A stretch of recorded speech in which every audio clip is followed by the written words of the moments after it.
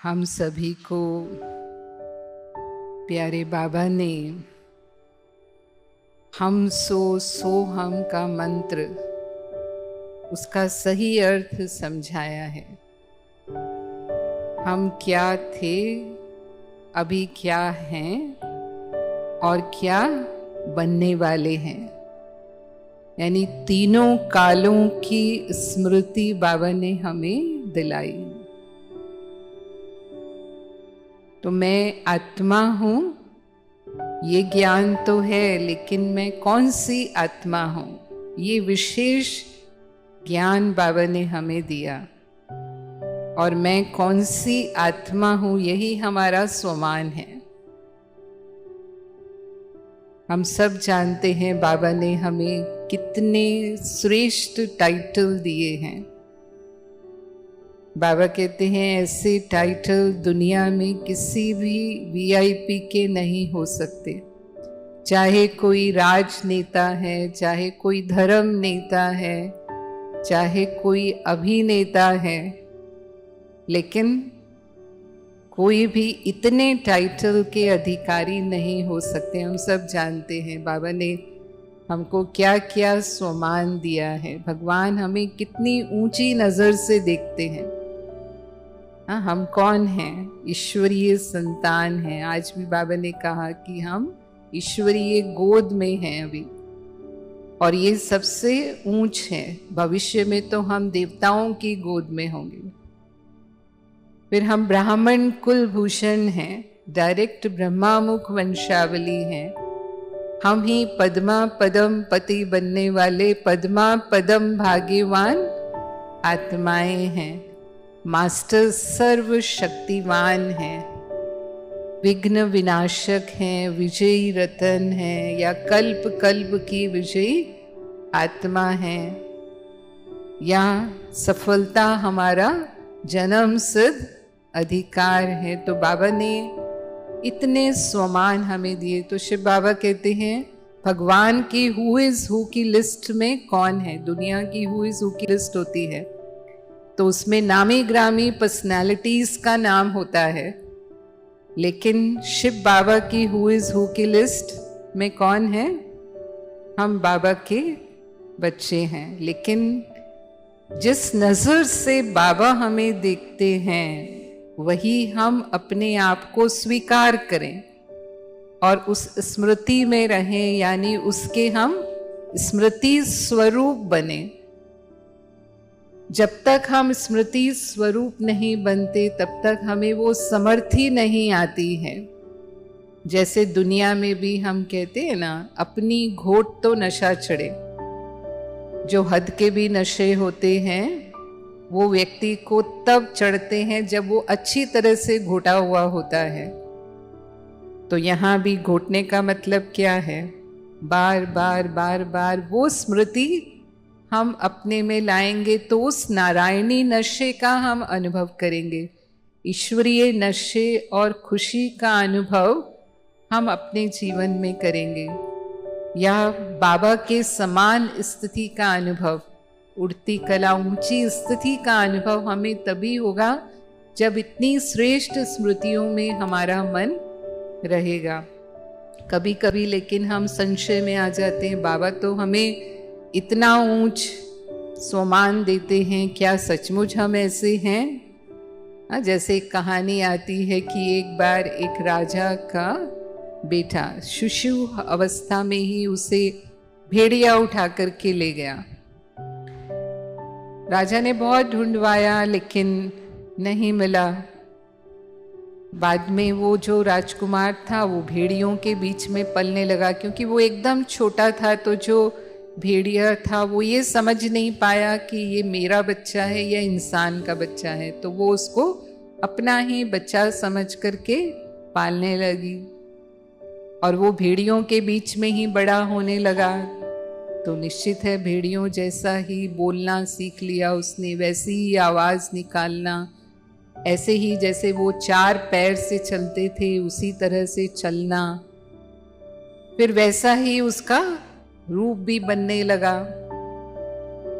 लंबे लंबे नाखून हो गए हाथ पैरों में और सब, 5 साल बीत गए। फिर 5 साल के बाद राजा जंगल में शिकार खेलने के लिए गया हुआ था, तो ये जो भेड़ियों का झुंड है वो सामने से गुजरा। तो एक भेड़िए को देखकर राजा को डाउट हुआ कि ये रियल भेड़िया नहीं लगता है, ये कुछ और है। तो उसने सैनिकों को आदेश दिया कि इसे पकड़ कर लाओ। तो जब सैनिकों ने उसे पकड़ा और उसे लेकर आए राजा के पास, तो देखा सचमुच वो भेड़िया नहीं था, क्योंकि मुंह तो इंसान का था ना। तो ये तो कोई इंसान है जो भेड़ियों के बीच में आ गया है। तो उसे उठाकर महल में ले आए और महल में उसको अच्छी तरह से नहलाया धुलाया, उसको साफ स्वच्छ किया। तो उसकी कुछ निशानी थी राजकुमार की, वो निशानी उनको मिली। तो समझ गया राजा कि ये तो वही खोया हुआ राजकुमार है। लेकिन अब क्या बन चुका है? अब तो वो भेड़िया बन चुका है। अब तो वो इंसान भी नहीं रहा, राजकुमार तो दूर की बात है। अब उसको इंसान कैसे बनाया जाए? सबसे पहला चैलेंज तो ये, क्योंकि वो बिल्कुल आवाज भी भेड़ियों की निकाल रहा है, उसकी चाल ढाल सब। तो राजा ने पूरे राज्य में ढिंडोरा पिटवा दिया कि जो इसको इंसान बना देगा उसको मुंह मांगा इनाम दिया जाएगा। तो उसको देख करके कोई भी हिम्मत नहीं कर पा रहा था, क्योंकि किसी को लग नहीं रहा था कि हम ऐसा कर पाएंगे। लेकिन एक ने उस चुनौती को स्वीकार किया और उसने कहा, राजन मैं प्रयास करता हूँ लेकिन मुझे समय लगेगा। हाँ, मैं इसको, आप कहो कि मैं कुछ ही दिन में इसको इंसान बना दूं, ये मेरे बस की तो बात नहीं है। तो राजा ने कहा ठीक है, तुमको जितना समय चाहिए मैं दूंगा। और फिर महीनों क्या साल बीत गया। उसने सिखाया कैसा इंसान चलता है, कैसे इंसान बोलता है ना, उसकी चाल ढाल खान पान व्यवहार सब की ट्रेनिंग दिया उसने। तो धीरे धीरे बुद्धि तो इंसान की थी ना, वो सीखने लगा। और लगभग 1 साल से भी अधिक समय लग गया उसको अपने उस इंसान के रूप में आने में।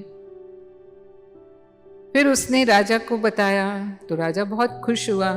उसने कहा ठीक है, अभी भी ये पूरी तरह से इंसान के रूप में नहीं आया है, पर मुझे पूरा विश्वास है कि तुम इसे कर लोगे। लेकिन ये साधारण इंसान नहीं है, ये तो राजकुमार है।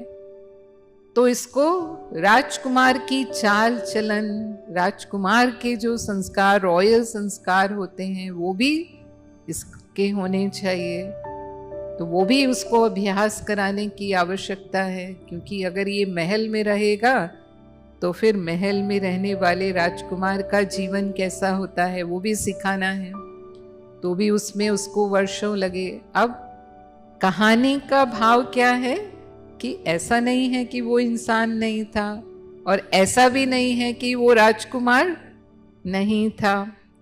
लेकिन क्या हो गया, जब वो भेड़ियों के संग में आ गया तो भेड़िया बन गया और अपने आप को बिल्कुल भूल गया कि मैं कौन हूं। और उसको वापस इंसान बनाने के लिए कितनी मेहनत करनी पड़ी। हालांकि ओरिजिनली वो इंसान ही है, और राजकुमार बनाने में फिर और भी मेहनत करनी पड़ी। तो हमारे साथ भी ऐसा ही हुआ। ऐसे नहीं कि हम आत्मा नहीं हैं, ऐसे भी नहीं कि हम देवी देवता नहीं थे, सर्वगुण संपन्न नहीं थे, 16 कला संपूर्ण नहीं थे। बाबा ने जो हमें इतना ऊंच श्रेष्ठ बनाया था, पूज्य बनाया था, महान बनाया था, वो सब थे हम। लेकिन द्वापर युग में हम माया के संग में आ गए, और माया के संग में पड़ते ही हम अपने आत्म स्वरूप को, स्वस्वरूप को पूरी तरह से भूल गए। और जैसे माया ने हमारा रूप बनाया वैसे हम बन गए। अब शिव बाबा आकर के फिर से हमें, जैसे वो फिर से राजमहल में आ गया, तो शिव बाबा फिर से आकर के हमें वो स्मृति दिलाते हैं लेकिन वो एक दिन में फिर से राजकुमार नहीं बन गया, मेहनत लग रही थी उसको। ऐसे ही बाबा हमें मेहनत करवाते हैं। तो ये बार बार स्मृति में लाना और स्मृति स्वरूप बनना, ये हमारा पुरुषार्थ है। तभी हम अपने उस स्वस्वरूप में स्थित, उस स्वमान में स्थित हो पाएंगे। तो इसीलिए जरूरी है कि हम स्वीकार करें। हम भूल जाते हैं तो फिर बाबा कहते हैं जब तक हम अपनी सीट पर सेट हैं, उस स्वमान की सीट पर सेट हैं, तो फिर माया भी हमारे ऑर्डर पर चलती है। लेकिन माया हमें सीट से उतारने की कोशिश करती है। जैसे उसमें होता है ना, राजनीति में ओपोजिशन पार्टी के जो लीडर होते हैं वो सीट से उतारने की कोशिश करते हैं। तो यहाँ भी माया हमें हमारी सीट से उतारने की कोशिश करती है, और अगर हम सीट से उतर जाते हैं तो फिर हम परेशान हो जाते हैं। अपनी शान से परे होना माना परेशान होना, या माया के वश हो जाते हैं। इसीलिए बाबा कहते हैं उसमें भी अगर कोई सीट पर नहीं है तो कोई उसका ऑर्डर नहीं मानता। तो यहाँ भी हमारी कर्मेंद्रियां हमारे ऑर्डर में रहें, हम माया जीत बने, उसके लिए बहुत ज़रूरी है कि हम अपनी इस सीट पर सेट रहें जो बाबा ने हमें दी। और जो स्वमानधारी होगा वो सदा ही देह अभिमान से मुक्त होगा। देह अभिमान से हम मुक्त होते हैं इस समय, तभी हम न सिर्फ संगम युग पर लेकिन पूरे कल्प में सम्मान के अधिकारी बन जाते हैं ना। स्वयं भगवान सबसे पहले हमें सम्मान देते हैं। शिव बाबा आकर के रोज हमें याद प्यार और नमस्ते देते हैं। बाबा हमें मालिकम सलाम कहते हैं, यानी बच्चों का मैं आज्ञाकारी सेवाधारी हूँ। फिर देवी देवताओं के रूप में भी हम रॉयल रूप से सम्मान के अधिकारी होते हैं। द्वापर युग में जब पूजा शुरू होती है तो जो भक्त हैं वो कितनी श्रद्धा भावना से अपने इष्ट की पूजा करते हैं। और इसीलिए बाबा कहता है कि देवी देवताओं की जितनी विधि पूर्वक पूजा होती है उतनी और किसी की नहीं होती। जो साजों और बाजों के साथ कीर्तन होता है, हर कर्म की पूजा होती है, वो और किसी धर्म में नहीं होती है इतनी रॉयल विधि से। तो इतना सम्मान भक्तों के द्वारा भी मिलता है। और फिर वर्तमान में भी बाबा कहते हैं सम्मान देंगे तो सम्मान मिलेगा, क्योंकि हम देने वाले दाता हैं। तो जैसे ब्रह्मा बाबा ने हर एक को सम्मान दिया, स्वमान भी दिया और सम्मान भी दिया, बाबा ने छोटे बच्चों को भी सम्मान का स्नेह दिया। बच्चों को भी होवनहार विश्व कल्याणकारी की नजर से देखा। बाबा के पास बोर्डिंग में छोटे बच्चे पढ़ते थे ना, ओम मंडली के समय में, तो बाबा उनको इस नजर से देखते थे। और सचमुच जो दादियाँ थी वो हमारी विश्व कल्याणकारी बनी, विश्व सेवाधारी बनी, पूरे विश्व की सेवा की उन्होंने। फिर जो यूथ थे उनको बाबा कहता था जिसको आज दुनिया असंभव समझती है ये उसको संभव करके दिखाने वाले हैं। ये महात्माओं को भी चैलेंज करने वाले हैं। तो सचमुच आज लाखों हैं ऐसे यूथ बाबा ने जिस नज़र से देखा। और फिर बाबा ने जो भी बुजुर्ग थे उनको अपना हमजीन्स समझा, क्योंकि बाबा खुद भी बुजुर्ग थे, तो उनको वो सम्मान दिया कि ये मेरे ही जैसी अनुभवी आत्माएं हैं। और जो बांधेलियाँ थी उनको बाबा हमेशा ये कहते थे ये तो योग में नंबर 1 है, इनके जैसा योग तो किसी का भी नहीं है। तो हर एक की जो विशेषता थी उस विशेषता से उनको सम्मान दिया। तो हमको भी फॉलो फादर करना है, बाबा के समान हमें बनना है। तो हर एक आत्मा जो सम्मान की अधिकारी है, बाबा के जो भी बच्चे हैं, भले पुरुषार्थी होने के कारण कुछ कमियां उनमें हो सकती हैं, लेकिन जो विशेषताएं हैं उन आत्मा की, उसको देखते हुए उसे सम्मान देना। फिर वो छोटा है, बड़ा है, वो ज्ञानी है, अज्ञानी है, चाहे वो माया के वश है, चाहे वो गुणवान है या अवगुण वाला है, सबको सम्मान देना।